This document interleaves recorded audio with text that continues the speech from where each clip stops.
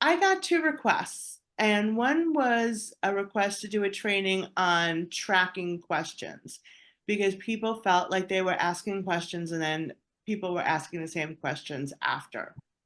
The other request I got was training on how to perceive the emotions of the participant. And I thought that they were related because if you're present, then you can both get the cues from people's emotions and you'll be listening to your fellow panelists' questions. So that's why I asked Karen to do empathic and active listening. Does anyone have any questions before we turn it over to the wonderful Karen? Don't say wonderful.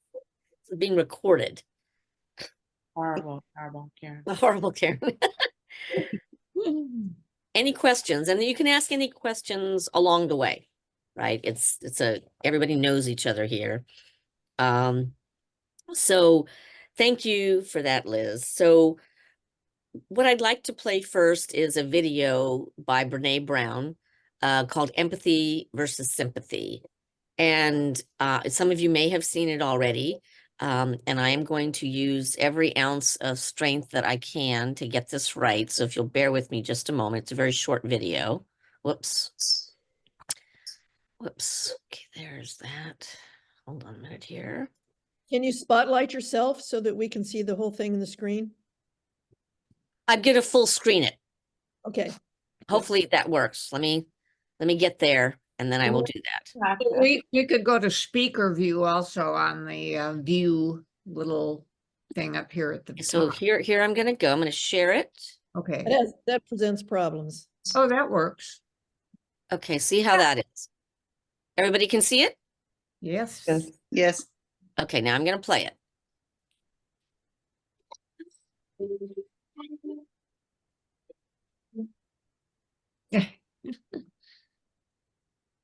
So what is empathy and why is it very different than sympathy? Empathy fuels connection. Sympathy drives disconnection. Empathy, it's very interesting. Teresa Wiseman is a nursing scholar who studied professions, very diverse professions where empathy is relevant and came up with 4 qualities of empathy. Perspective taking, the ability to take the perspective of another person or recognize their perspective as their truth. Staying out of judgment, not easy when you enjoy it as much as most of us do. Recognizing emotion in other people and then communicating that. Empathy is feeling with people.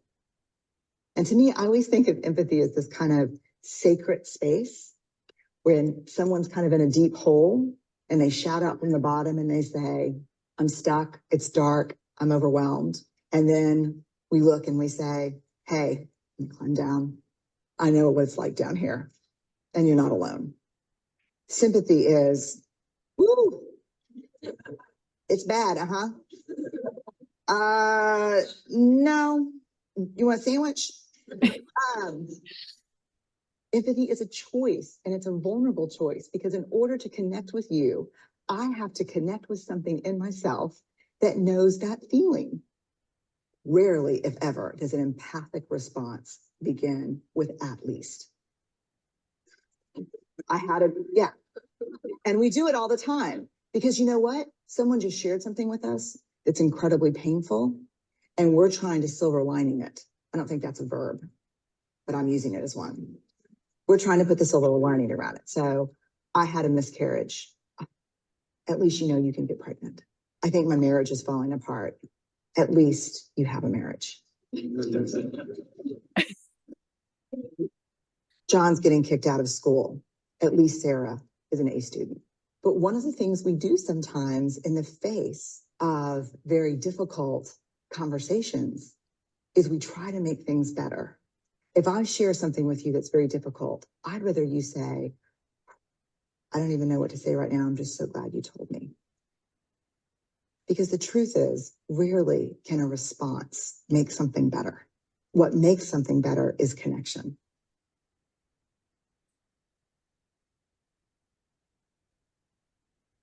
Okay, so hopefully it won't show up. Okay, so I personally love that video.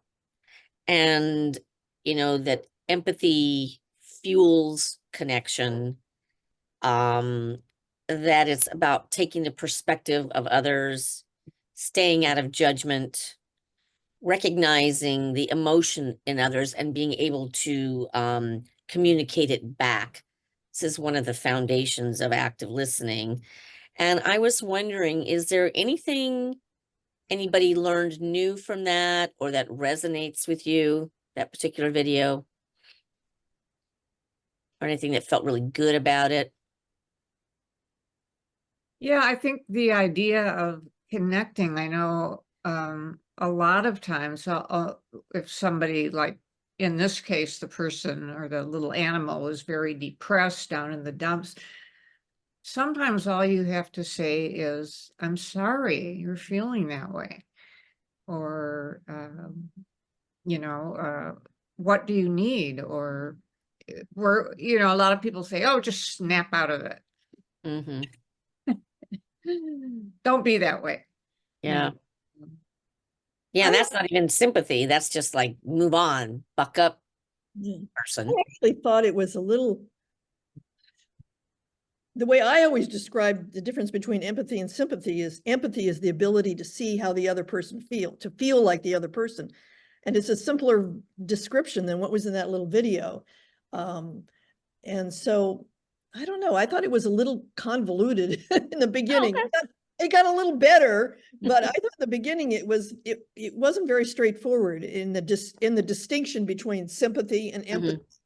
And I know it because I had an old friend, used to have a friend who I parted ways with. And that was the exact thing that made me part ways with her, is that she thinks she described the things that she did as that as ways she was going to be, that she was nice and sympathetic. And Empathetic. but she was not empathetic. And there was a difference between sympathy and empathy. Came to the conclusion that she was a narcissist and would never understand. But anyway, it's just Yeah. the beginning of the video I thought was a little complicated. Got better, but Okay. Thank you. Thank you for that, because, one thing she says that empathy fuels connection and sympathy dissolves, that's not the word she used, but dissolves connection. So, it's about being able to sort of be with someone where they're at.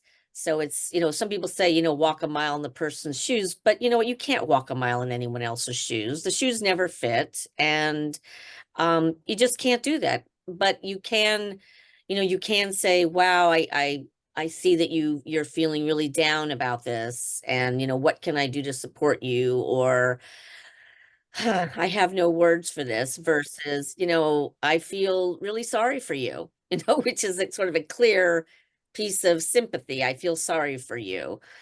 You can just say, I'm sorry, or just, oh, that's awful. That's awful. Yeah. But I so agree. I have a friend who happens to be a therapist, and she always has the solution for everything. She'll give me or the book or something, but just saying, oh, that's awful. Yeah. I'm really feeling bad that you have to go through this. And the other thing is, Karen, I noted your tone of voice. Your tone of voice sounded very, very warm to me. Like if you had said, wow, that's really awful, versus you were saying, oh man, I feel really sorry about that. Your tone of voice communicated a lot. Do you know what I mean? Sure, that's where it felt like empathy, what you were just saying, versus, gosh, I'm really sorry, you want a sandwich. The tone of voice. Yeah, I had a friend who sometimes used to say to me, don't try to fix it. Right. All I need you to say is, uh-huh. Right. And that's not even really empathy, but the person what you're saying, that they were saying is, here's what I need from you. Yeah. Right. You just need to listen. Yeah, that's all I want you to do is listen. And, because we've, a lot of us have this fixer mentality. I want to fix it for you. I'm a caretaker. I need to take care of it. when we're not really listening to what does that other person really need? Do they really need me to fix it? Or do they just want to be heard? Yeah. And we're going to get to the art of listening, but yeah, I know for me, I've learned, like, if my friends say, someone just approached me today, I want you to hear something, I want to share something with you. And I said, what do you want from me? Basically, I said, what can I do? Do you want me just to listen? You want advice? What is it you want to do? So anyway, I just wanted you to be able to thank you for everything you've shared. And it isn't clear cut between empathy and sympathy, but it really is an ability to connect to somebody where they are. Not that you've had to have the same experience, but I've had joy. Someone else is experiencing joy. You've had joy, so you know what joy feels like, for example. So the next thing is how do you recognize emotions, and what do you do with that with a participant? And there was one thing that struck me when I saw this video this time, is that I guess, I don't know what little animal it was down there with the little cloud, and I'm raining and I'm stuck and I'm alone. Fox. Pardon me? I think it was a fox. Okay. In what you do, who do you think was the fox? Oh, and what we do? Yeah, in the neighborhood court process, who do you think might be the fox? Well, the participant. Yeah, exactly. They might be feeling, I'm stuck, I'm alone, I'm scared, right? They're in a, who knows, you're figuring out what they've been going through, how they got there and all that kind of stuff, and what the situation is. So all of a sudden I was looking at that going, yeah, that could be the participant. So why do you think it might be important to be able to connect with the participant?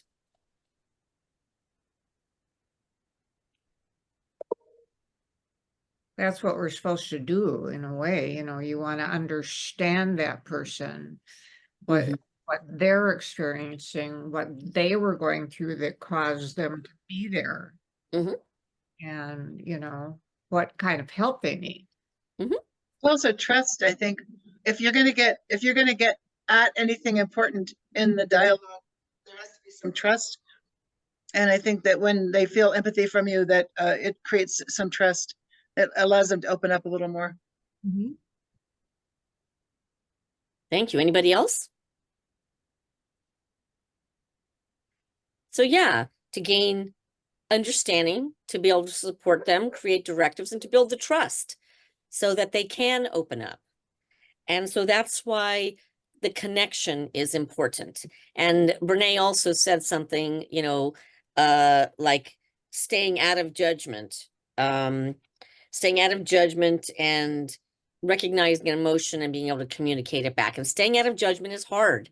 We all are in judgment all the time. And the question is, what do you do with that judgment? But you want to leave it out of the neighborhood court hearing. So the other thing is that, another way of recognizing emotions is through nonverbal cues. And studies show that about 70% of all communication is nonverbal. So what do you think? So if you're just thinking about a participant or anybody, what would be a nonverbal cue you've seen? Well, you mean for sadness or Anything. So if you've been in a hearing and you can remember, if you can remember hearing, if not, it could be any situation, but what nonverbal cues might show up? Tone of voice, quivering of lips, tears. Ooh. Quivering of lips, tears, what else? Anybody else? What's shown up? I'm sorry, go ahead. That's all. How about something like, touching someone, like putting your hand on their shoulder or, their arm. So this is you, are you talking about a part, you mean a part, say that, how would that show up in a hearing? I don't know, if they were across the table from you, you could reach over and just touch them on the arm. It usually probably doesn't. I mean, I suspect we probably aren't supposed to touch these people, but I mean, in general, that would be one way to show it. Maybe it doesn't apply in neighborhood court. Yeah, I would agree with you. I would say it probably doesn't apply in neighborhood court, but it could apply in a situation where you know somebody, right?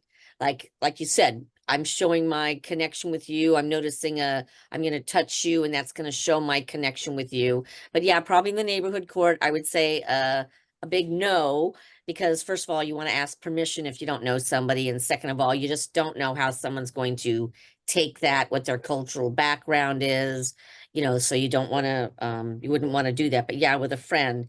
So what other nonverbal cues might show up? We have a quivering of lips. It's sometimes how they walk, just how they walk in the room. That's why the in-person ones tell you so much more, because some people walk in the room with a lot of trepidation. Some people walk in the room like with extreme confidence and usually false bravado, I think. So we had one man walk in the room. It was a victim, and I mean, he sort of tried to take over the whole room and the whole meeting. So you really got a sense of what was going on with him, and he hadn't said a word. So just that the walk to the table tells quite a bit. Yeah. Yeah, the way they walk, you're seeing trepidation on the one hand and arrogance on another, just by the way someone carries. Now that's our observation. We might be making assumptions about it, but that's at least the observation, what you're seeing. Right. What else? Arm folding is a big one. Arm folding. What is arm folding signal? Defensiveness usually. Okay. And let's talk about cultural dynamics here. Now, in what culture would you say arm folding might be defensiveness?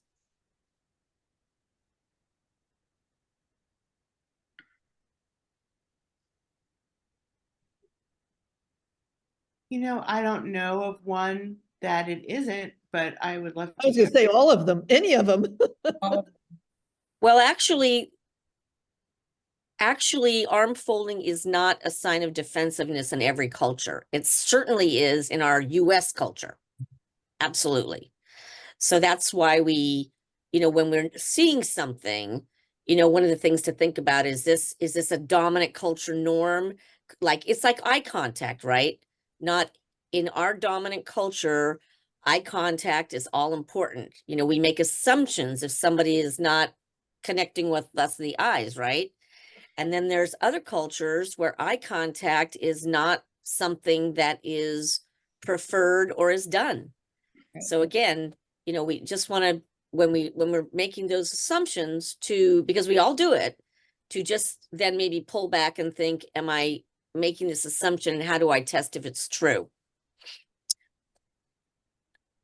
So that's great. So quivering lips, tears, walking, the way somebody walks in the room, arm folding, eye contact, that also always can signal something to you. And what about eye rolling? That's us, right? I've never seen a participant do it. Okay. All right, that's us. Better not. Yeah, right. Yeah, well, let me ask you, if a participant rolled their eyes, because that's one of the questions, how do you bring that into the room? So let's just say I'm a participant and I'm like eye rolling all over the place. What would your question might be to me as a participant to note the eye rolling? How would you bring that into the room? I guess I'd say, does that mean you're dismissing my question, or that you don't understand it, or you're impatient, or I try to figure out why they were doing it. And what's another way you could do it? An open-ended question way, because all those questions are important. How could you get at it in one way, so you don't have to give all the examples? I notice you're rolling your eyes. What does that mean? Yeah, what's coming up for you? Great. Yeah, it saves you from all the guessing all over the place, right? And not only that, but sometimes participants are open to suggestion. So if you're saying, are you really sad about this? They're hearing that as, oh, maybe I should be sad about this. I'm not, So yeah, so you can just say, what's going on there? I noticed that. This is you're connecting, your empathy. I'm feeling, you're feeling in your body, something's not right. And so you're asking, I noticed that, what's happening for you? What about turning away? You know, like if I'm in a participant and I'm like, and we've seen this, I know, like we've seen like, especially when they're in car or something like that, right? They're turning away or they're looking up at some other place. That's another type of body language. And how do you speak to that?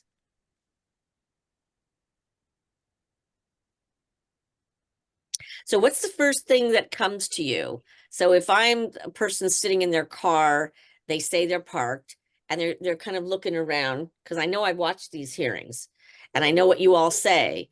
So what do you say when you notice that? What are you thinking in your mind before you say it? I don't know what I think. Oh, go ahead. Go ahead. Sorry. Go ahead. No, I was gonna say, the first thing I'd ask him is, there something distracting you? What's going on around you? And, you know, and of course, if Yeah. it's distracting, then I would call off the session because it's not gonna work. Well, yeah. So what you're saying is you're noticing that the person's distracted and what's happening there, right? And then you got to make a decision. If they can't get undistracted, then what do you do with it, right? Do we stop the hearing? You know, I remember a hearing one time where I think Jackson was involved in this, where a guy was outside of somebody's house and wanted to go ahead with the hearing. And, you know, there was music coming and this and that, totally a distracting atmosphere. And in that case, the question is, can you go somewhere that's quiet? And they're like, no. So we had to reschedule the hearing, you know? So yeah, I'm noticing that you're distracted. You're looking around, you know, what's happening. And, you know, instead of saying, could you knock that off? You're like, I noticed this. And are you able to participate fully? And if you can't, you know, then you can confer with your colleagues, your panelists. So, and what about verbal? What about verbal cues? And that would include noises, right? What kind of verbal cues are you seeing that might be some emotion or some feelings that are coming up? What might an example be? Could be words, could be tone, could be any other verbal sounds. Well,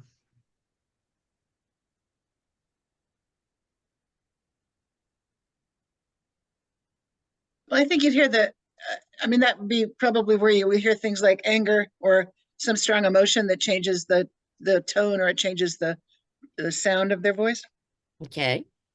And what would come up for you? So you're saying you know, so you're hearing a tone that might sound angry to you.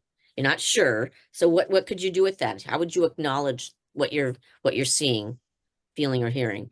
Well, I would just acknowledge the difference, that, you know, I'm feeling something quite different from you right now. What's going on? What's going on with you? And if you've just asked a question, you might incorporate that into the follow-on question, because it's the question probably that triggered that response. Could be, yeah. And so you're asking about it. Yeah. What other kind of emotions are you seeing in your as you've been panelists? What other kind of verbal things like sounds, words, tone of voice? One of the things that it's a gift when we get it, is when we're talking to somebody, we're trying to get to know them a little bit, to find out what's driving them, what do they care about. And that just that little tiny break in their voice when they talk about maybe their child or their wife or their husband, there's a tiny little break where you feel a real emotion. There's no change in the voice, but just that momentary break.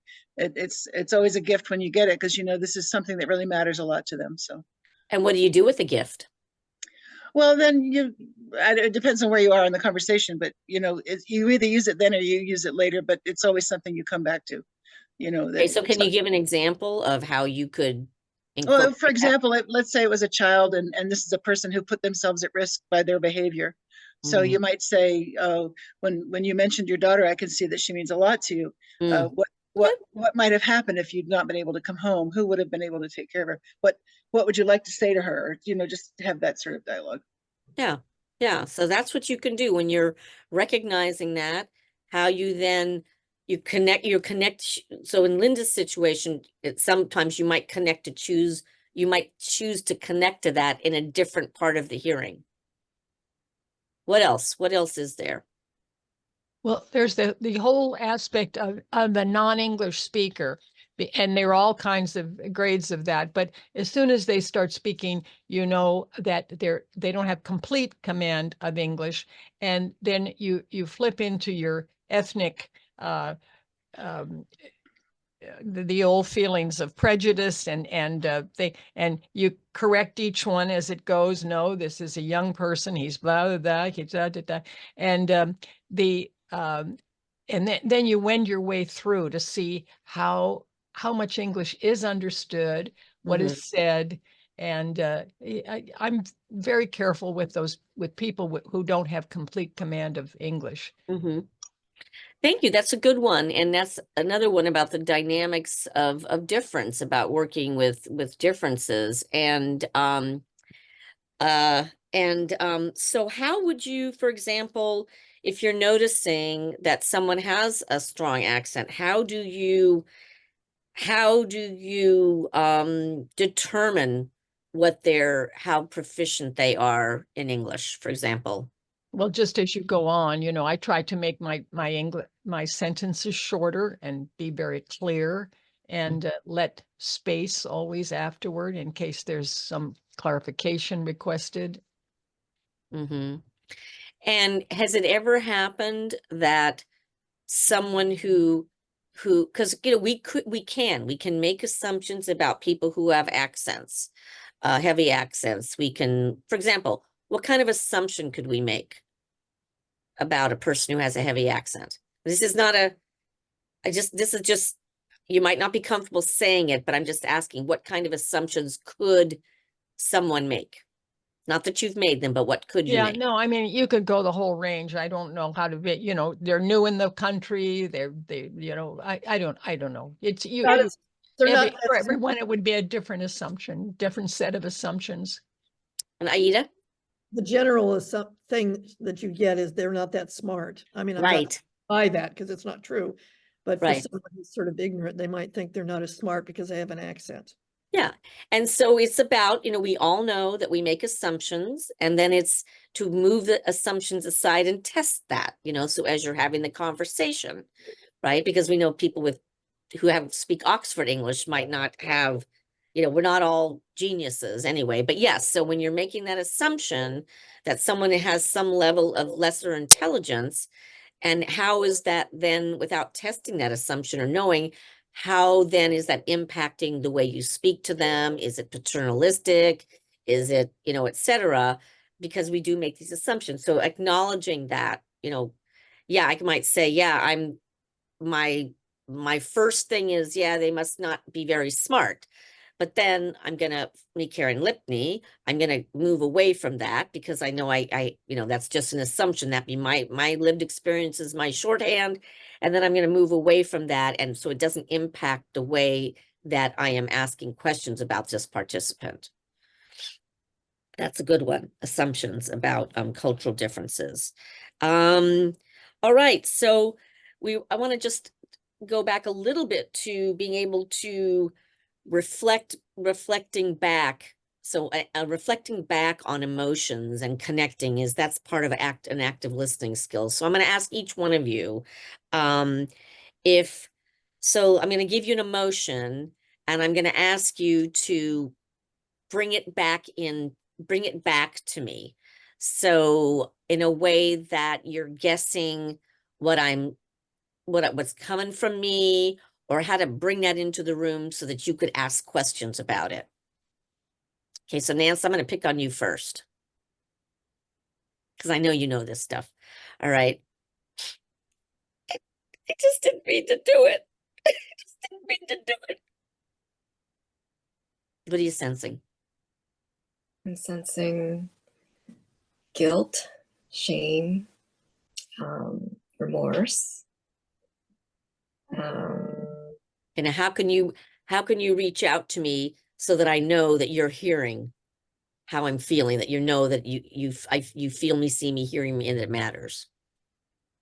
What question could you ask or say?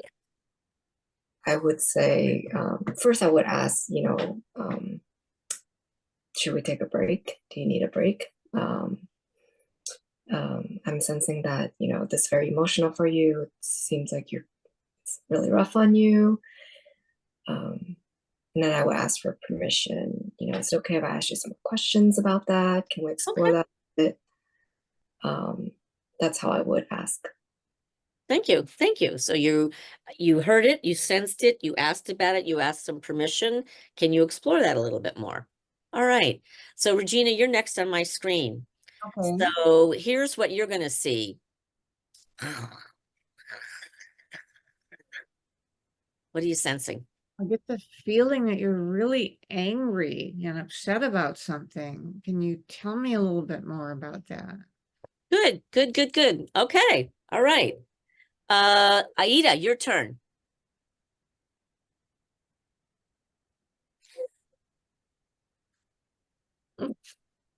Oh. Well, my first reaction in my mind, although I wouldn't say it, are we boring you? Exactly. That's what's in your mind. Okay. Right. But That's I would say, well, what would I say actually? You seem a little bit distracted. Is something going on with you that, has you distracted and not with us today as we're going over this issue? yeah, that's great. You seem distracted. What's happening for you? What's Yeah. happening for you right now? Yeah, that's a good one. All right, Patsy, it's up to you. Now I'm gonna use this. I'm gonna pretend this is my table. Okay. What do you?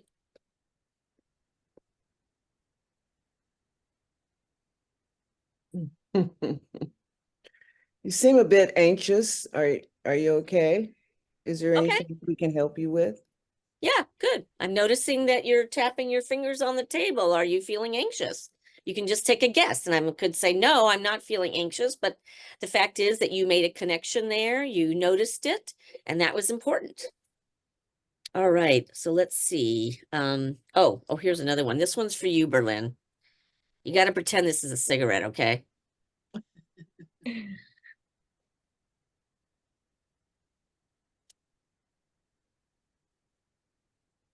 I apologize, but I do not believe we're allowed to have smoking here, especially if this is an in-person hearing. So we request that you take that outside. Right And now? if it, please, Really in the middle of the hearing, you want me to take it outside? to flick it out.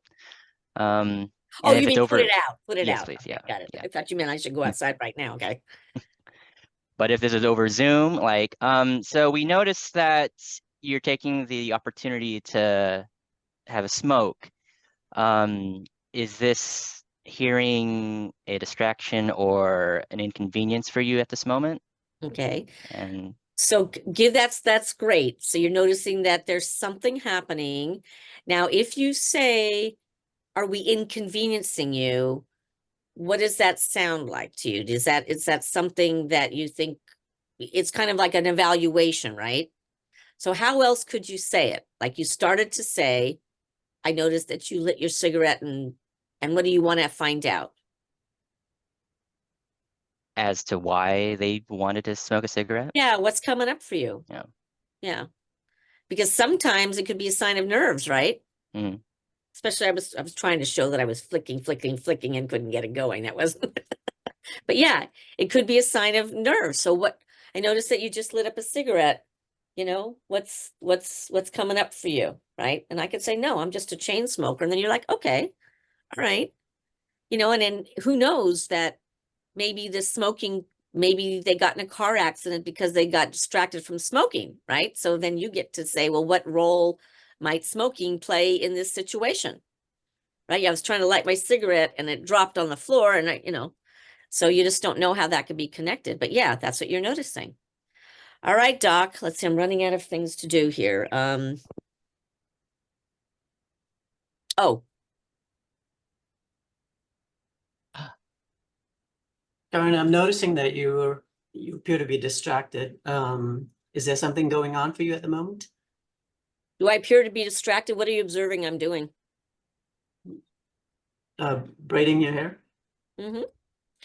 So what might be going on for me? I mean, in your mind, what might be going on? Well, you're probably feeling anxious. Yeah.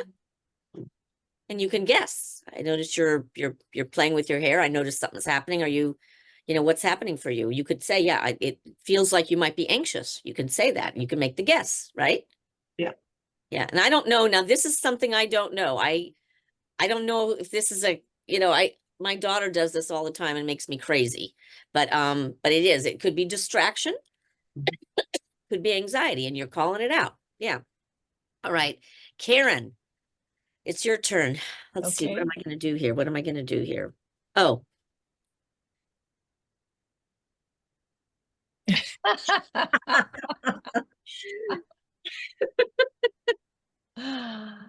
Oh, I noticed that you're distracted right now. Is this a bad time to do this? mhm. Now, what if I said, yeah, it's a bad time? Then what do you say? Then I say, should we reschedule this, or can you put that down and we'll continue? Hmm. So what else could it be? I mean, it could be, yeah, I think you got it right. It looks like you're distracted. What's happening for you? What's going on? Do you need to attend to some other business or something? Yeah. And then depending on That what would be better. Is there something you have to deal with? Shall we wait until you've made the call? yeah. It's probably more empathic. Yeah. So yeah, because you're saying I notice, yeah, because you don't really know. You notice, I mean, I could be doing this just because, I don't want to be in this hearing. I really don't want to be here. So I'm going to play my Candy Crush or whatever it is. Uh-huh. It's Yeah, you pure that's right. distraction. I don't know that it's a call. It could be you checking email or Yeah. anything.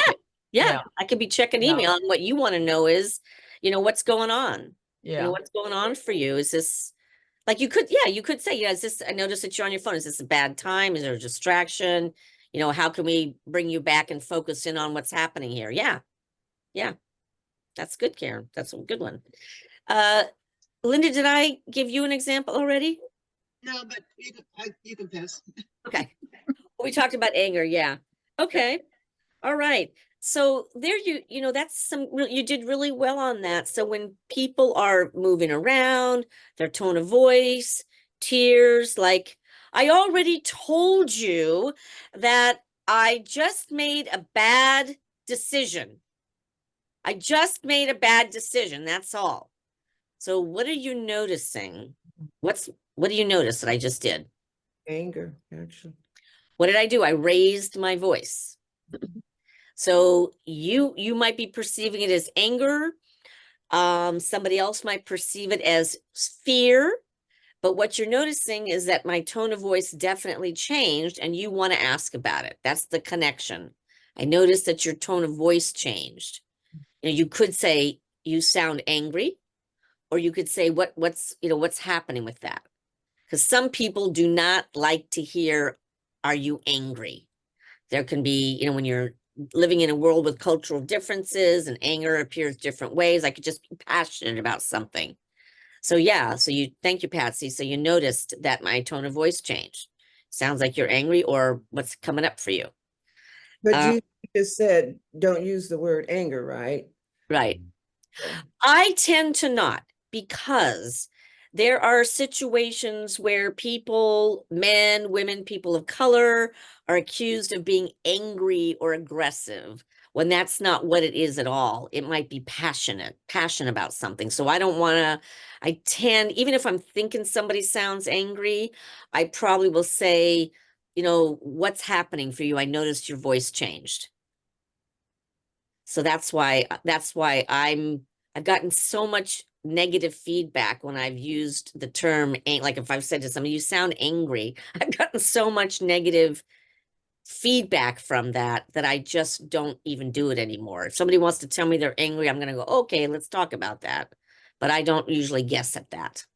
But isn't it like everything else? It's like a closed-end question. You've narrowed down the range of possibilities instead of letting them open it up for them. Yeah, well, see, and that depends. Sometimes you do want to take a guess. Because if someone says what's coming up for me, I might not have the words for it. But if you say, it sounds like you're really,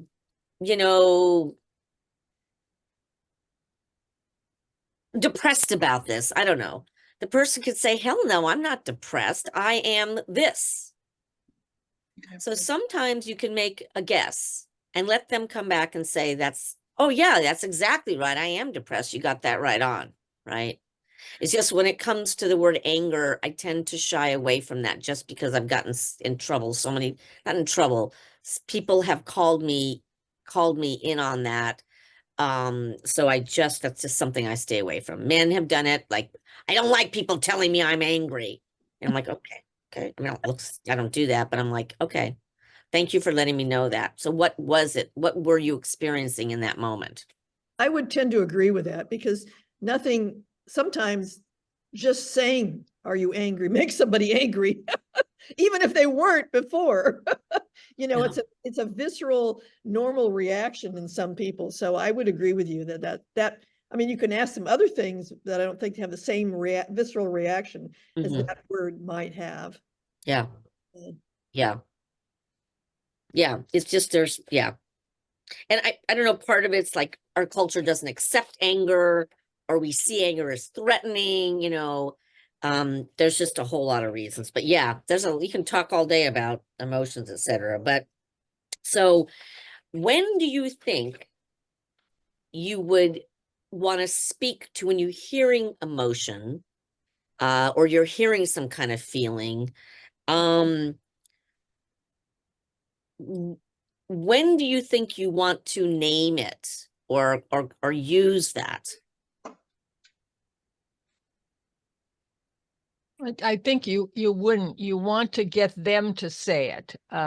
Just keep asking them. Well, what do you somehow get it out of them? It's better for you not to put the label on it. Okay. Yeah, that's another strategy, not to putting labels. Karen, to your point about timing, it has to be pretty close to when it happens. Otherwise, I think they're left wondering why you're not picking up on what's going on. Right? That's another point. Yeah, when it happens. Exactly. Yeah, that's another good point. Yeah, close in time to when the emotion is shared. Because if someone shows some kind of emotion, sadness, wherever, and you don't comment on it, that you haven't made that connection. And they might feel that they're not heard, that it doesn't matter. And if you come back to it later and say, when you did that, I was wondering about that. It might not be, I wouldn't say it's too late, but when you were talking about building trust, Linda, it might be that at the moment when you notice that, that's when you're saying, yeah, I heard you, I see you, I noticed this, and the person feels heard and listened to, and is more willing to be vulnerable, because this is about asking people to be vulnerable. Right. So Karen, do you excuse me. Oh, go ahead. I was just going to say, we can always fall back on the old strategy of the therapist. How do you feel about that? Yeah, right. Well, that's usually what we say. How did you feel about being arrested or being cited? Yeah. But How did you feel? You're asking them. So in this case, you're thinking there might be something behind that, but you're wanting to get out of them for them to share their feelings, right? To make that connection. So this is a good point. So when you say, how did you feel? And they say, I was horrified, or I was scared. You've been handed that on a silver platter. Now what do you do with it? Tell me about that. Yeah, that sounds, tell me about that. That sounded really difficult. Share more, that's another one. And then, those are really good ones. And then when it comes to anger, if the person says, I was really angry, you can, how could you use that in terms of, depending on what the case is? Yeah, I was really angry. Like, let's say you have a case where there was some, physical hitting or something. Or breaking of windows, I broke the window. So what could you do? A person says, yeah, I was really angry because they wouldn't let me in the store. They wouldn't let me in the bar. I wasn't dressed right. So what do you do with that? You now have a person who says, I was really angry. What can you do with that? send them to anger management. Yes. So what happened? Right. And what else? I'm sorry, go ahead, Doc. Yeah. So one way I would deal with it is say, what do you think the harm to yourself might have been in that situation? Okay. Okay. That's another way. Okay. And what And else? it's also a chance to explore, because one of the things that we're getting at, what we're trying to make sure we never see these people again, that this particular behavior doesn't happen again. So one of the things that we might say is, I get that. You might be angry again in the future. How might you deal with it differently? What could you have done differently? Okay. And in other words, the anger is legitimate. The behavior is not. Right. So you're exploring how to avoid, how are you going to control your anger? What about what role does anger play? Oh, sorry, Aida, go I ahead. was just gonna say, you could ask them, well, what was going on with you that day that made you angry? Yeah. For a situation that might otherwise not have made you angry, that Right. kind of- Yeah. Yeah. Yeah, but I think we have to let them tell the story first before we have them do the self-analysis. What happened? I think we have to get that out of the way.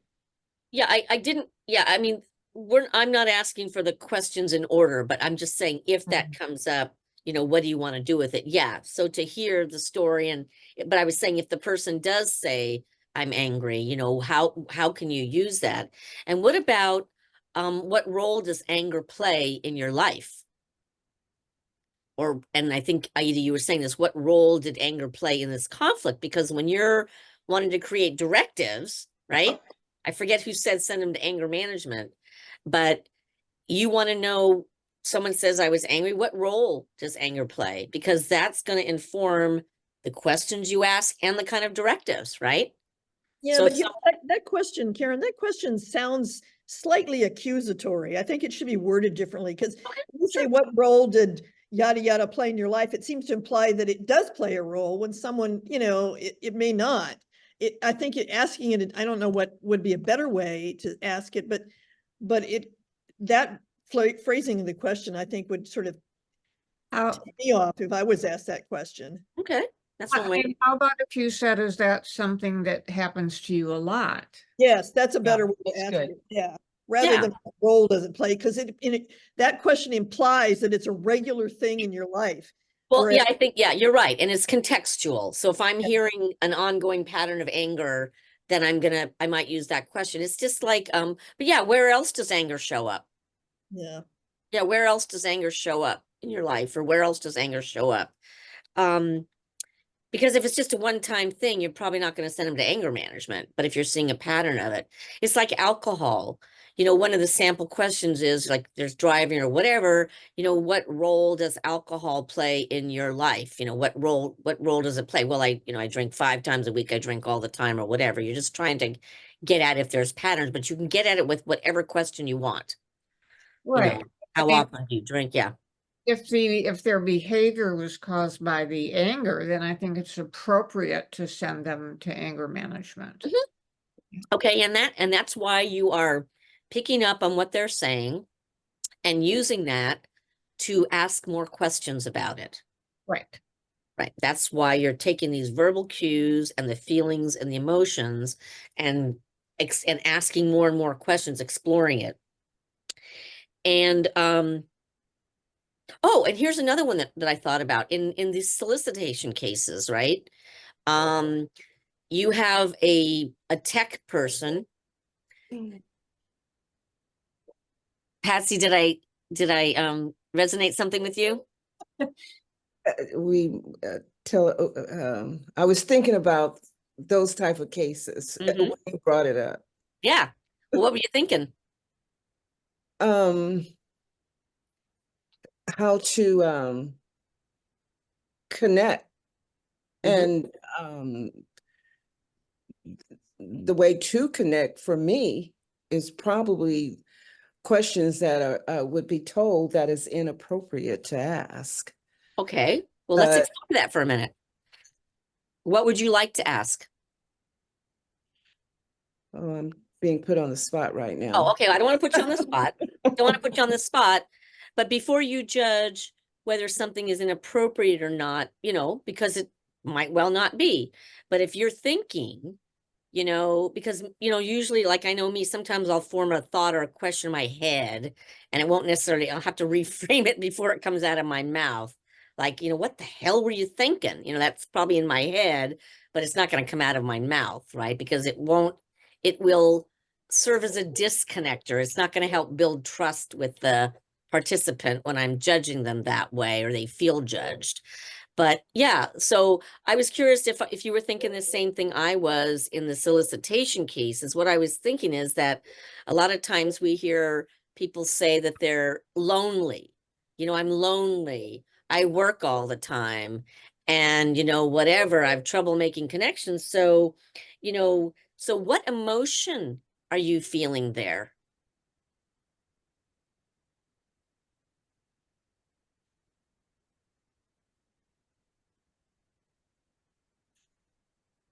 So if the participant is saying, I'm really lonely, I was just trying to get to know somebody. Yeah. What do you think's coming up for that person? What are you hearing when I say I'm lonely? Yeah. Well, Horny. no, Horny? that Is they, that- they are lonely and they don't have time to make a connection that's not paid for. Mhm. So I'm sorry, I missed the first part. So what was the feeling that you're hearing? That they're lonely. Lonely. And what else? When you're lonely, what else is there? Well, you don't have the Shyness. social skills. You lack some social skills to find other ways to meet people. Okay, so what does that bring? When you lack social skills, what does that bring up for you?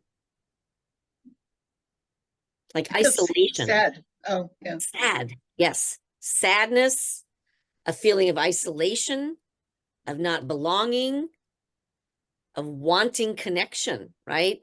So that is what you know, those words, I'm lonely. What does that really mean?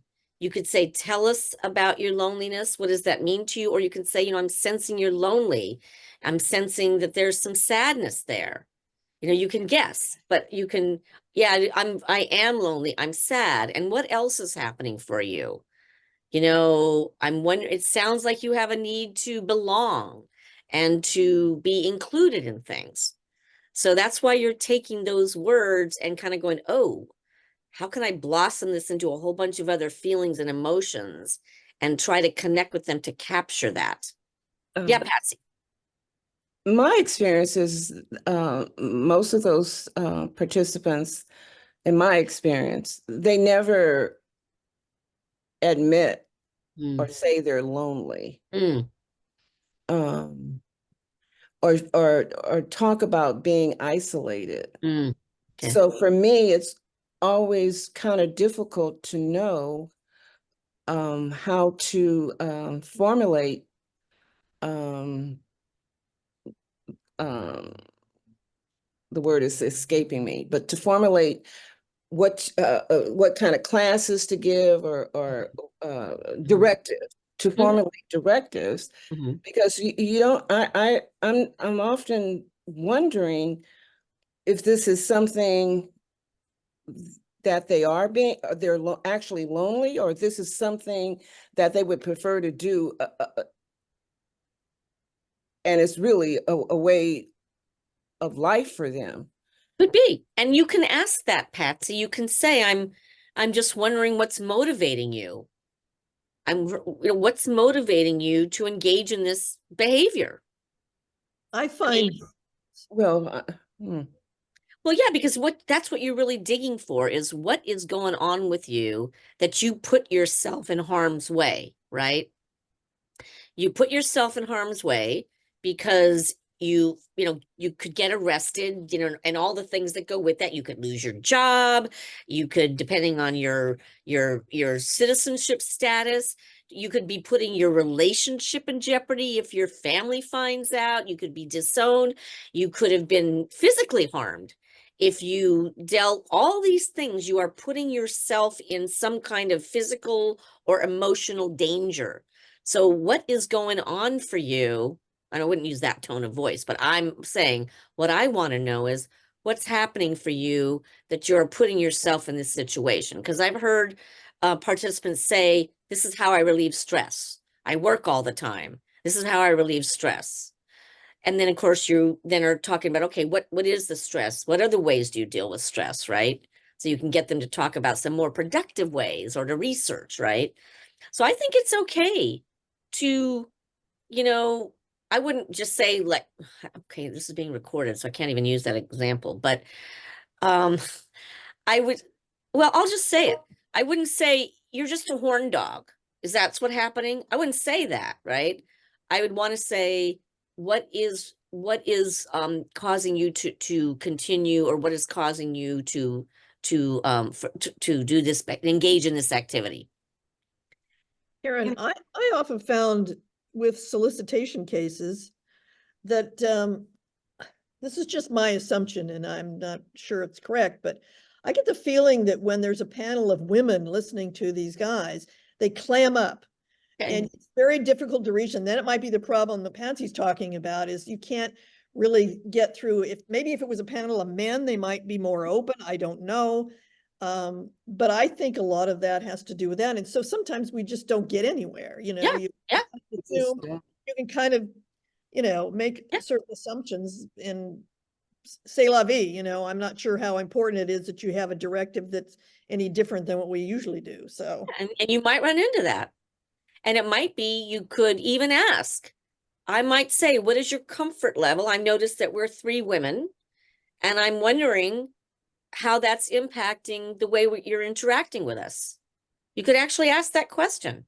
I mean, because like, you're right. I mean, you know, I'm not a man, but I could see where, you know, if I loved my mom or something, and I'm looking at 3 women who look like my sisters and my mom, I mean, like, yeah, I am not comfortable talking about this, but I might ask that.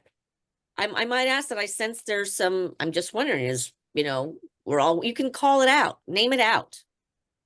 Because all they can do is say yes or no. And if they say yes, then you say, well, you know, thank you for being honest with us. And then, like you said, it might not change the nature of the directive, but you can still try to say, you know, ask another question. What would make you feel comfortable?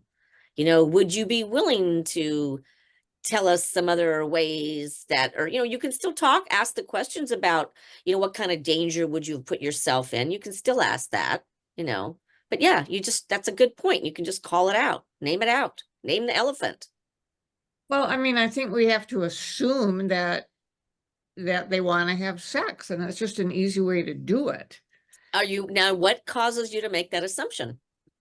Because they're paying a prostitute to have sex. Okay. Now, yeah, that sounds like a logical assumption. Yeah. But is it true? So what I'm saying is, if you're making an assumption, even though it sounds like it's right, could it be something else? I mean, I could, what did you say, Aida? Like what? Okay, well, I'll tell you what it could be. It could be that I am angry at my wife and I want to get back at her. It could be I have money. I want to control power over this person. Yeah. Okay.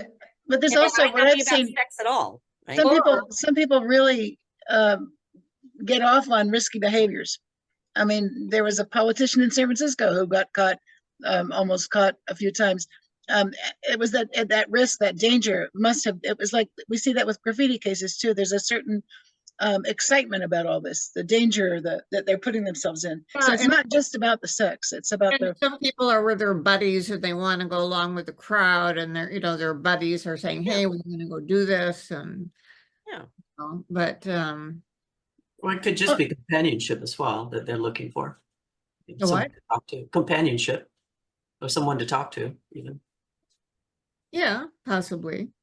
Yeah. And they don't have the social skills, or they're too busy to in that other way. But I think, telling them what could happen and talking about human trafficking and that kind of thing kind of brings it home. And, what can happen to them as a result of having that on record. Yeah. Yeah. What harm could have resulted? I hear you all ask that great question. Okay, well, what else? What else? What else? What if you had gone to jail? Who would that impact in your life? Right. How would that impact you? How would that, would it impact your work? Would it impact your family life? not to mention your physical, all that kind of stuff. Yeah, you're using that to just keep expanding on the questions. I don't like those those cases. I would like to know if there are other questions that people would like to ask that we can help to reframe around solicitation. Because I know it's a hard one. I've been told, like, like, if I try to actually get a picture of what their lives are really like in terms of their social life and their social skills, if I ask them, do you date, or do you go out? I've been told that that's not a proper question to ask. But for me, how do I know, or how do I decipher whether or not the reason they're doing this has to do with loneliness, or a way of life for them? No, that's really good. How about just asking that question? And one of the reasons why, yeah, I'm sorry, go ahead. Someone was no, okay, thank you. But wait a minute, Karen, what question are you responding to? Like well, I was going to just start to say, because Patsy's saying she wants to make a connection, find out about their social life, what's driving them, etc. And that, like, the question about dating, etc., that she's, if I'm understanding you correctly, Patsy, if I heard that, that's not necessarily an appropriate question, right? I've been Right. in session with other what's the other word? Analysts, and they'll say, I'm not comfortable with you asking that question in that manner. And do they share why? Not necessarily. And do you want to ask them why? What's okay? You don't have to. I've asked those questions. We've asked those questions in my session many times before. Really? You kind of have to know that in order to sort of get the feel of what's going on. Well, that's what I The perceive. issue is that's assuming that the buying sex has to do with being horny or not having access to sex. Right. That's not, I think that's a very small part of buying sex. Well, no, we wouldn't ask about this. I mean, we would ask things like your social life. Do you have a group of friends? Do you do stuff with friends? Do you have other ways of meeting women, than to buy sex? And are you okay? So I mean, not direct words, but do you have the ability to meet women in social occasions? If that's what they say is the problem, but if they don't share that, then, because I've heard panelists say, oh, you're so handsome, why do you need to do this? Oh, that's stupid. Well, okay, but then I appreciate that. I mean, that's accusatory. That's a stupid question. Yeah. Well, no, wait. But what the point is that it's asked because somebody, not to say I don't agree with you, but what I'm saying is that it is it's conflating two different things. You're making an assumption that they're cute. Why can't you do something else? So the thing is, if a participant says, I have no other way to meet women, then you can ask, what other ways could there be to meet women, right? But if I haven't said, like, and I don't even remember now if they talk about whether the sex worker was male or female, right? So I would, so making an assumption that it's about wanting to meet women, or do you date women? I mean, it's conflating two very separate things. And that's why it could be a question that doesn't get at the heart of what you're trying to get at, Patsy. Because you're just trying to say, I want to understand what is going on with you. And so to be able to say, what is your social life like? So, but it depends on what they say. This is what we were talking about, tracking. We were going to talk about tracking questions. So if the participant is saying, I don't have time to meet other people, right? Then you're going, well, what's your job like? Tell us more about it. you know, and I really do want to meet women. Well, what other ways do you meet women? And they might say, well, I have trouble dating. And then you can say, oh, tell us about what problem you have dating and what other ways could there be. So you're going by the signals and the words that the participant is sharing.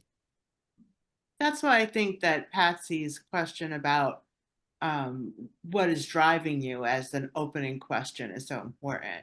Yeah. But it's also hard because I mean, Patsy, I was getting the feeling that Patsy wasn't comfortable with such a broad question, but I don't want to, Patsy, what's coming up for you in all this discussion? We get a lot of those cases, and a lot of times it does have something to do with the person working, always working, and it's an easy way to fulfill a need. Right. But oftentimes you don't really know. And you know, and I would just personally like to ask, but I've been told on several occasions that my approach is wrong. Yeah, I'm gonna be like I've been on this panels, Patsy, and I know I'm one of the persons who's I've been critical, and I have Most I- certainly. Yes, but I'm owning it. I think it's the right thing to do in the right moment. I guess my concern has been, and sometimes it's been premature because we're making an assumption that that's the reason that they're doing this. And I think to explore what they're doing first before asking questions, I think what Karen was trying to say is they may be there because they've had a fight with their mother or something has blown up at work, or we don't know why they're there. It's not necessarily because they can't find women. And so it's just, But if we shouldn't can I just be link with allowed? those Shouldn't I be questions. allowed to find out or to explore? And that, well, maybe Karen, you can address, because I think what Karen was saying is there's more open-ended questions to lead up to that. And then if it turns out that the problem is in meeting women, then it's entirely appropriate to explore that, Yeah, but not to start with that. I've never, I don't think I've ever assumed that someone is there because they can't meet women. So the question I would ask of you, Patsy, is when you're forming that question. So if it's not a problem of them not meeting women, where would you want to connect up the dating? So I think this is totally, I think that, when you're formulating your questions, you are thinking, what else do I need to know that's driving this person to act out this way? Yeah, because yeah, absolutely. Yeah. So, I don't particularly understand why people, most likely men, and seek to satisfy that need in that manner. Mm-hmm. Yeah. And the only way to learn is to be able to get inside of their head, or not so necessarily get inside of their head, but to get them to open up and talk to you so that you can discover what's going on for them, and also to give appropriate, if there is such a thing, directive. Patsy, what you just said was so beautiful. I want to get inside their head and understand what's going on. And that's a fabulous question. Can you help me to understand?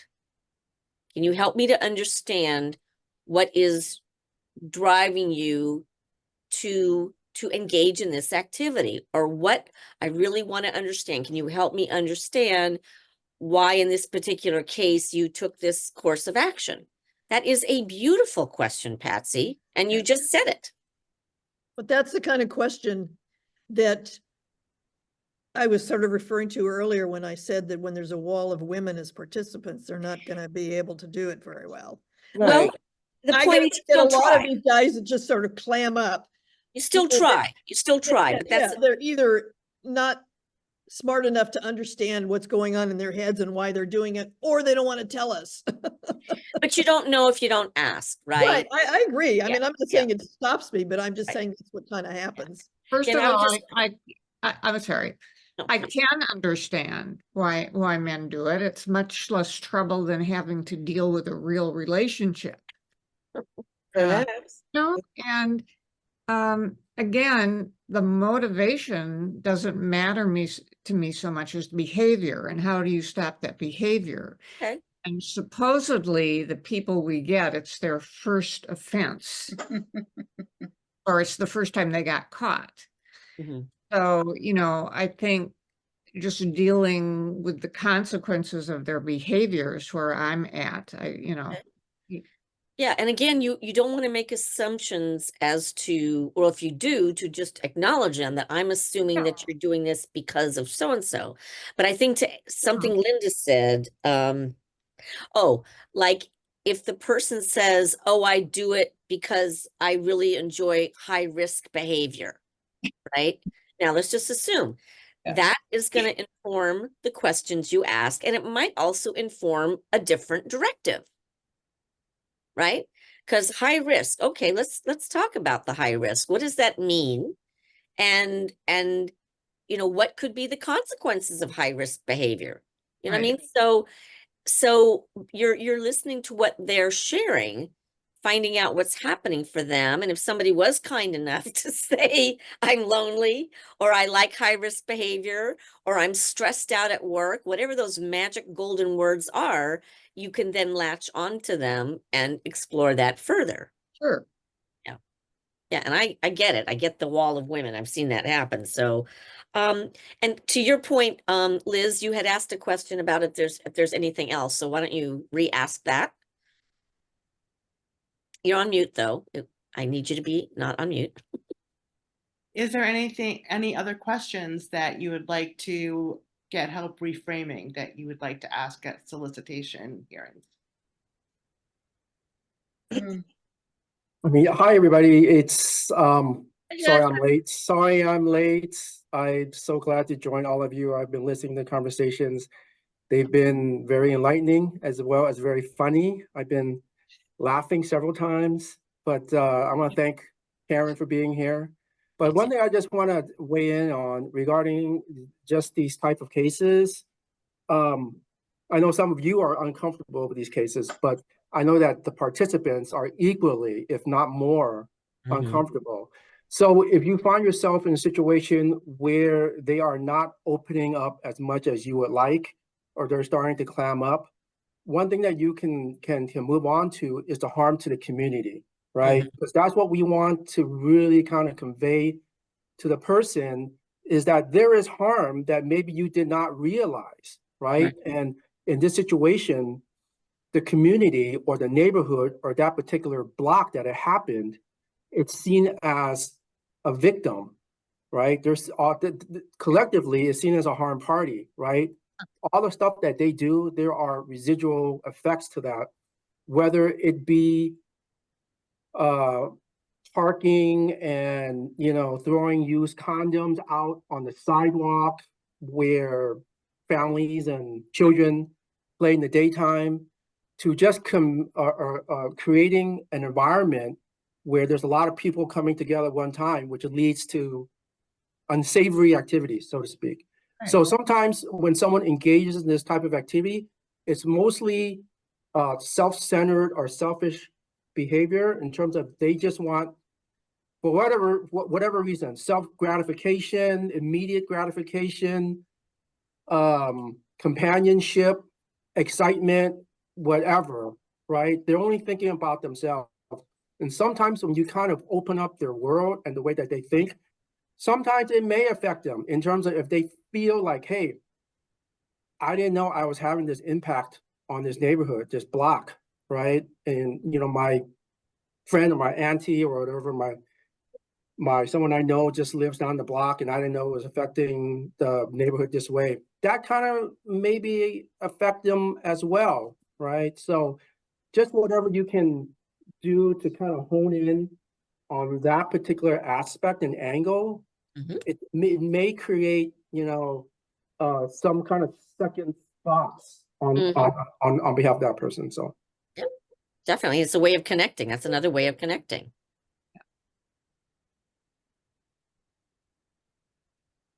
Thank you for that, Jackson. And no, thank you. I tried to be a fly in the wall. I mean, other people say I'm a fly in the ointment, but yeah, but you know. I have never heard anyone say that you are a fly in the ointment.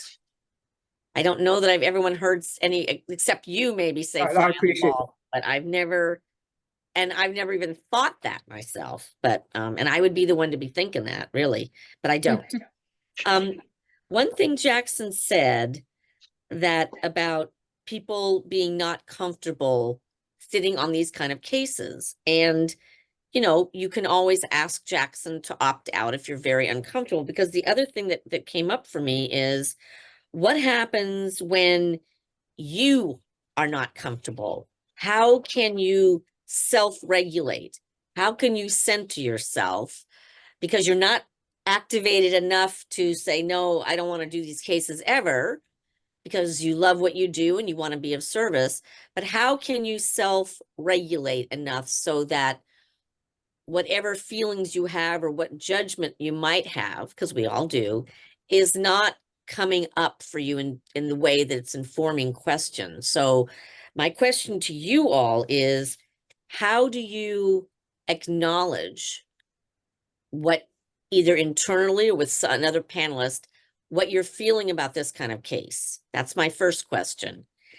And the other question is, how do you bring yourself back to center so that you can be effective and not have judgment inform the questions you ask or the way you ask them?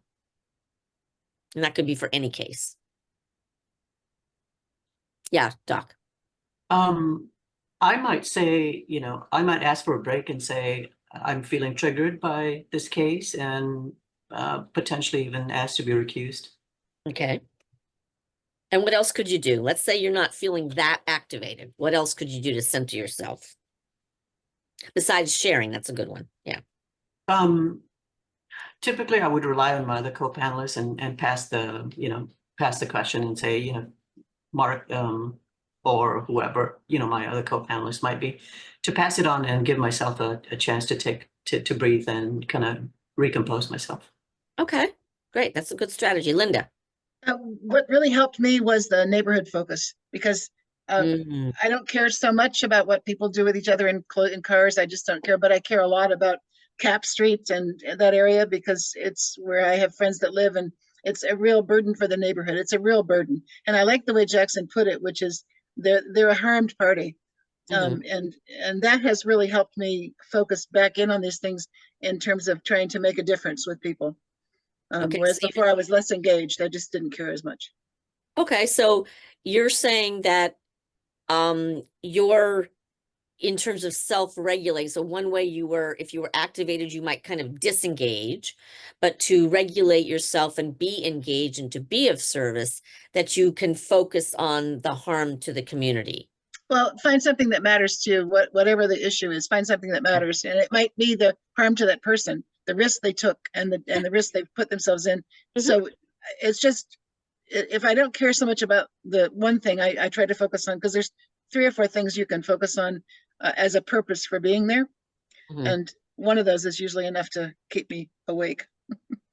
Okay. All right. What else? What else do you do if you're coming into a case? Like sometimes we had, I don't think we have those. I don't think y'all have those anymore. The animal cases, where a dog might have been thrown out a window or something happened to an animal. I mean, I know for myself, I really had to talk to Susan about just observing those cases, because those were really hard for me. So I had to do some acknowledging, wow, and this is hard for me, and here's why. And okay, can I go in there and be of service and observe and be of service to all of you? So what about some other kind of cases that maybe not the type, but when you get in there, you start to go, oh, you get really activated. What do you do? I think it would be best to ask for a break for a moment. Okay. And express with the other panelists what's going on for you, and talk it out for a couple of minutes. That's a very good strategy. Yeah. And because what you're doing is you're acknowledging, this is coming up for me, and I want to I want to connect with my co-panelists and talk it out. Yeah. What else? What other strategies? I think, you know, kind of what Pat said about just being aware of what you're feeling and then taking some really deep breaths and calming yourself down. Mm-hmm. Mm-hmm. As far as recusing yourself in some of these cases, it's hard to do it when you're there because there might only be one other panelist there with you. Mm. You don't want to let everybody down. Yeah. But Well, and that's a great point, Regina. You know, so when I send basically a reminder, usually like a day before, I right. usually include maybe like a 1-sentence description. So if you feel like there's a possibility that you may be uncomfortable or not want to be involved in that, just let me know at that time. Sure. But you know, sometimes that doesn't happen and you don't know until you're there, right. you know, and That so is, that happened. Go ahead. you know, in that instance, Yeah. you know, you call a timeout, or Okay. if it's before the hearing, you know, talk to Liz or Shay or Ellie about it, you know, and see what can be worked out. Yeah. And usually I would be given a call, and Right. so Yeah. we would talk about it and decide how to Yeah. proceed. Yeah. That's yeah, because that does come up. And if it comes up, you know, what strategies are you going to use? You know, stop, take a breath. But if it's something you really can't handle, then, you know, again, talk to Liz, et cetera. And ultimately Jackson might get a call, because if it's that the hearing can't continue or whatever, then Jackson's got to make a decision. Yeah. And it's rare, but it could happen. And I want to emphasize what Doc said, where you can just pass the baton. I saw somebody do that recently at a hearing. They were tired and they just asked lead panelist, asked somebody else to do the directives. Yeah. And so, you know, not everybody has to act fully all the time. But Regina, I was going to go back to one thing that you said. You should never feel guilty or put in the position that you don't want to let anybody down and go forward with it, because, you know, there are always options. You know, the hearing could be rescheduled. You know, if it's just you and another panel member, right? It can be always rescheduled. I know one of the things where if it was really hard to reschedule, we even used like Karen or Susan at one time, and they were, you know, the surrogate, the other person on the panel. Yes. So, yeah. Okay. Thank you. Yeah, so there's strategies. There's all kinds of strategies. And it's good to know that. And Jackson, thank you, because that's really important for people to know what their options are. One other thing, I was gonna offer some role plays, but now I'm thinking, I don't know, Liz, I'm thinking that we could maybe talk about silences and pauses and a little bit about the harmed person. What do you think? Yes, we've had a lot of interactivity, so I think that's a good idea.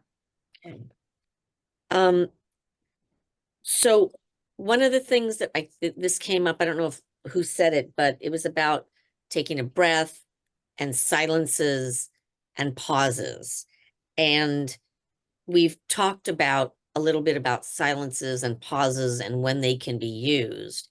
And can you think of a situation where it could be important, or why it's important to take a pause, to take a breath, to ask for a break? You've named a few of them, but can anybody think about anything else?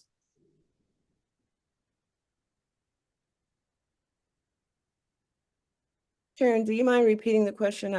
Sure. It was a little convoluted. We've talked about, you know, taking a breath, you know, taking a break, etc. What other situations can you see that taking a break or imposing or asking for a silence or a pause, when do you think that might be appropriate, that you might use it? Can you think of an example? Well, it is a little convoluted because one is how we feel, the other is the other. But I think I'm a great believer in silences, and I always say that to my panel, because people feel uncomfortable when there's silences, and when the participant is not being straightforward, a silence, they will think very often that they have to fill it eventually. So you just wait them out, and 9 times out of 10, they'll start talking. And so I put a lot of value in silences, not trying to fill the air all the time on the panel. Yeah. And I'd like to add on to what Karen just said. I completely agree with you, Karen, and especially if we've asked a question and they're not answering right away, sometimes the temptation is either the person who asked the question or the panelists jump in with the next question. Mm-hmm. So it's like just giving them enough runway to really absorb what we just said and wait for them to answer. I think that it's really effective to use silence there and not pile the questions on. It's really important, but it's hard. Sometimes it's hard. I mean, as a panelist, sometimes the silence can be uncomfortable for us as well. Yeah. Can I add to that as well? You know, there are times when I'll ask the question, and if it's a difficult question, and I know it is a difficult question, I might preface it by saying, you know, take your time to answer the question. You know, for example, in a DUI case, you know, how would your parents be impacted if you had, you know, been in an accident and died, or something like that? And then I'll say, okay, take your time to answer, or something like You know that. what I like about that, Doc, is you're also signaling to the other panelists that you want some time Exactly. taken. So it's a nice way to let them know, just back off for a minute. Yeah. Right. Yeah. So create that space, right? So you're reading my mind, both of you, because one of the thoughts is that, you know, when you're using silence, for what reason, and how to be clear if you're a panelist and you're calling for a silence in some way, whether you're saying what Doc said about take your time, or whether someone actually says, I'd like to pause here for a moment. As a panelist, how do you know when to break the silence? I mean, or as a panelist who's calling for silence, how do you make it clear when that silence is broken? I do think the person who calls for it should break it, and maybe they should indicate that, you know, let's just take a minute, and if you don't mind, and I'll signal or whatever. But yeah, otherwise everybody's waiting to see what's supposed to happen. Right. Yeah, that's kind of the general practice, is whoever calls the silence into the room is the one who ends it. And that's probably something you would want to talk about during the briefing. Right. Unless you specifically say, you know, whatever, I'm going to call for a silence of I want to take a breath for a couple of minutes. And then you've sort of got an expectation this is going to last a couple of minutes, but it might be something. But yeah, the idea is that whoever calls in the silence, so Doc says, you know, take a moment of your time or whatever, all the other panelists know that it's understood that Doc is going to be the one to break the silence. Does that make sense? Yeah, participants, I think, in my experience, they also appreciate, you know, the opportunity to kind of give, you know, take a moment to think about it and to compose their response. I don't think I've ever been in a situation where they haven't actually come in and responded eventually, you know, after thinking about it. So it's almost like giving them permission to think about it for a second. Yeah, to take that breath, take that time, get centered. You know, we're always going so fast, and you're offering this person the gift of some time. What about the participant? Where could silences come into play just regarding participant behavior or the participant's part in the hearing? When could that come into play? I don't quite understand the question. Okay, so we've talked about panelists who want to bring silence in, like, I'd like to take a few minutes, I'd like to take a break, panelist, I want you. What if there's some kind of behavior on the panelist part that causes you to want to bring in a silence, take a break, whatever? How do you handle that? Oh, How would that be different? Well, because it might be some activity that, like, let's say the participant is escalating. Their behavior is escalating.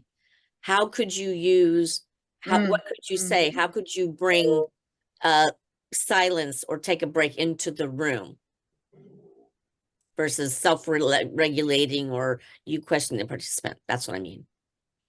So Sorry. you're suggesting is that you kind of give you call for the silence, but you frame it so that they know why you're doing it. Is that the idea? So yeah, it could be. It could be. Doc, did you have something to add to that? Sorry. Yeah. No. I heard No, someone's I was voice. just saying outside of, taking an actual break to create that. Yeah. Space. And this goes back to noticing that somebody might be, like a participant might be agitated. And you might want to say, I'd like us to take a break for a moment. I'd like us to take a breath. I'd like us to pause here. Yeah. There was a good example of that, and I think you were in that hearing, Karen. It was a number of years ago. It was a young woman who it was a DUI case, and she was, I think she was from out of state, and she had flown in for this hearing, and I think it must have been Zoom, and she went to pieces, and every time the police report, like one word was read, she went to pieces, and everybody was ignoring what was happening because nobody knew what to do about it. So they kept reading the police report. Everybody kept doing the things they were doing, and this woman was just in a puddle on the floor. And so, we finally kind of came to recognize what was happening and called for just a moment for her to collect herself and let her know what we were doing, because we had to get through the hearing. But that was a time definitely when the participant needed something, and we gave it to her and we told her what we were doing. So I to your point, I think that's and after that hearing, I had a little sign on my computer for years, which is pay attention to what's in front of you, because it's so easy to ignore. Like when something's going off the rails and you don't know quite how to handle it, it's easy to keep kind of doing stupid stuff instead of paying attention to the thing that's facing you. Yeah, I wouldn't call it stupid, but it's a voice, in some ways I just don't know what to do. So I'm going to just keep moving forward. Exactly. And now you know that a strategy is, I'm seeing that you're upset. I'm seeing that you're crying. This is the behavior I'm observing. What I'd like to do is, and I think Nancy said this also, I would like to take a pause here. Yeah. And, take a break or whatever. Because just because somebody's crying doesn't mean they need a break, but sometimes it does. Yeah, no, she was. No, I'm saying I've seen another case where the one woman said, no, I don't want a break. And then another woman said, yes, I could use a break. So that's what I'm saying. So you're looking at the participant's behavior and deciding if a strategy of a break or a pause or a silence would be helpful as a strong strategy. So we're almost at time. So I was going to play you a video on the art of listening, but I think we've talked about, silences and pauses and how you can bring it into the room. Are there any other questions you have or something you want to share, like a strategy or a hypothetical or anything?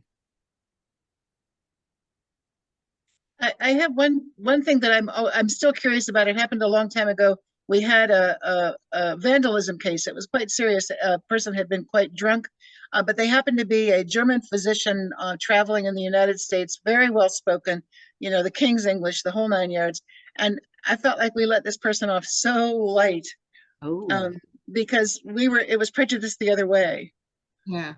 And so it's like reverse. We weren't assuming he was stupid. We were assuming he was perfect. We didn't need to do too much because he would never do this again. And he had done something pretty outrageous. That's interesting. It was hard. I keep thinking about that because it's like when you check your prejudice, you need to check it both ways. Well, that is a bias. The bias is if somebody, has an English accent or they've got a degree or there's a doctor. But I think of bias as something always like they're less than, but this was like we were assuming he was more than, and there was nothing to indicate that except his voice. That was it. Yeah, I have a more broad definition of bias, but the fact is that you were acting differently Yeah. in response to, you know, dominant, I'll call dominant culture stimulus, right? The doctor, all the things that our dominant culture praises, education, wealth, the King's English, you know, all those things. And the shorthand is, oh, that person must be very valuable, right? And so I'm going to treat them differently. And so your bias was showing up in a different kind of way. Yeah. And that's a really good thing to acknowledge. You know, what is coming up for me? I remember we had a case, you know, it was a fireman person who, you know, there was things that came up and the person was given, for lack of a better word, unearned value just because of the position or the job they held. Right. And it's Yeah, something, Karen, I was thinking about the exact same case, the firefighter yeah, who was, I think it was a solicitation case. yes, And yes, just the dialogue was just turned on its head. yes, There was a lot of joking and things like that. And, you know, and that's a good reminder that these folks, you know, I know that you guys are terrific. You guys have incredible emotional intelligence. But, you know, there's a balance there too, because it is a serious matter, right? So that has to be imparted on the participant that this is a thing that they were cited or arrested for, and this is serious, and they have to treat it as such. That's not to say that there can't be, you know, cordial conversation, of course, but it's good once in a while to remind the participant that this is a serious topic, serious matter, and you guys are there to help them resolve this matter. So if they can help you help them resolve it, then that is terrific. Yeah, I mean, that can work to, you know, both ways really, because if they're in these positions, you might expect them to behave better than they do. Yeah, there is a higher standard, of course. Yeah. yes. And is that an assumption we're making that the bar is higher for this person and it's lower for that person? So this is again a part of acknowledging or understanding what is going on in your head, and not that it's not judging it, but how is it impacting how I'm dealing with this case, the participant, etc. Yeah. Yeah, And also, if you really like the participant, because Linda, that happened once with somebody, we were at, you know, at the Bayview court, and we really liked this guy, and he gave us all the right answers, and he was doing all the right stuff. And you said afterwards, we have to be careful of, you know, feeling that way about the participant and going too much in the other direction. Yeah. Yeah. yeah, it's so easy, and understand, that's why, you know, understanding what's happening for you inside your body. Yeah, you know what, I really like this guy. I'm wondering if I'm, you know, being too lax. And I think to Jackson's point, everybody's point here is this is about crime, and it's about the effect on the community. And, you know, Jackson might be the nicest guy in the world, but if he is acting out and doing behavior that is unsafe. Oh, this is being recorded, Jackson. Sorry. If Doc, you know, I'm just kidding. So if somebody is exhibiting behavior that is dangerous to themselves or to the community, it doesn't matter who they are. I mean, I might think, wow, could so-and-so really do this? But then here they are. You know, and I'm not judging whether they've been arrested wrongfully or not, because that's not my job as a panelist. My panelists are here before us because they did this, and let's just focus on that, so that my questions are not like, oh, I got to go really light on this guy because he was a soldier in Iraq and she was a nurse in World War II or whatever it is, you know. You're on mute, Liz. Do you want to leave 5 minutes to ask Jackson about the apology letter? And Oh, good point. Yes. Yes. Oh, that's a good question. So you ask. So, Jackson, do you want to lay out for the panelists here the policy about reflection and apology letters being able to be read by the harm party. And we had some questions before you came about whether this is all kinds of reflections letters, or is it a particular kind? Yeah, so I don't think there's a lot of misunderstanding on some folks, but for others who may be a little unclear, a letter of apology and reflection paper, I think there was a miscommunication, and Ellie, you can jump in too, where we would give the option to the participant in terms of whether they wanted to share it with the harmed party. In actuality, it's reversed in that the harmed party has the choice to receive it or want to hear it. If they don't want to hear it, they don't have to hear it. But even before that, Ellie and Shay and other people at pretrial, they review the letter of apology or reflection paper just to make sure that it's appropriate to share with the victim. You put yourself on mute, because I sure as heck didn't do that. Thank you. So we don't want to re-victimize the victim. So that's why Shay or Ellie will read the letter to make sure it's appropriate to share with the harmed party. So the harmed party has the choice to hear it or receive it, not the participant. They don't have the choice to share it or not share it with the harmed party. And so in the beginning, I think Shay or Ellie will let the participant know that in writing these, it may be shared with the harmed party. So is this any kind of reflection letter, or like sometimes I've heard panelists say, write about all the different kinds of drugs that are illegal in San Francisco.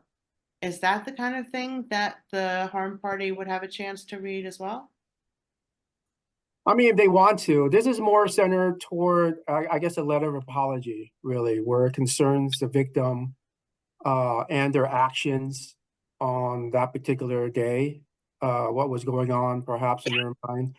You know, I think in this instance, I think the neighborhood had a feeling, or they did not know what the intentions were of these people who were doing these acts on their block. So just to be able to hear the intentions of these people, that they didn't intend to do any harm to anybody living on that block or in a neighborhood, I think it goes a long way. But it would be mainly letters of apology that you would probably see more of those types of activities being shared with the harmed party. We are drafting some guidelines for the participant to follow when they do write it, which will kind of give a more broader writing exercise. Thank you, Jackson. That makes sense. It does. I want to be mindful of people's time because we're at time. So I want to say thank you to everybody for being so forthcoming and sharing of yourself.